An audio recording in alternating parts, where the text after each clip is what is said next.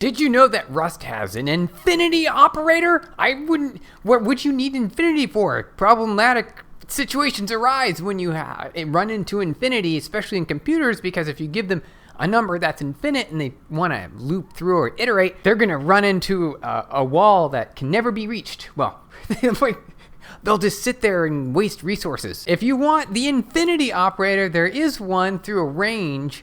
What you can do is have a starting number, say 0. You could go negative if you wanted. And then you put 2 periods, and then now you have yourself an infinity operator. You know what?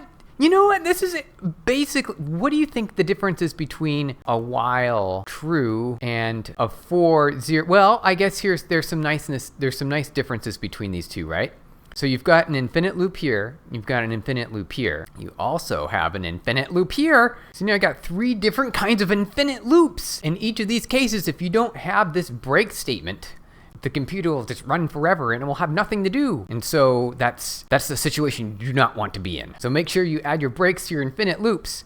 But there is this infinity operator, and the great part about this is that you'll have a number that's incrementing. You could do the same thing in these other loops. It's just sort of part of the definition of this for loop, of this loop. It allows you to easily increment a number. Also, this range operator, 0 to infinity, can be used in other scenarios that you might have in like a functional style programming within Rust, like with using higher order functions. Typically, you may be familiar with the map function or a filter function, or ways that you can use to sort of take a list of data and then pull the information that you're looking for, or modify the whole list. And so if you're not starting with anything, you might have the ability to start with infinity. Yes, there's also a real infinity value. Rust does have an infinity value, an F64 value called infinity. Is it really infinite?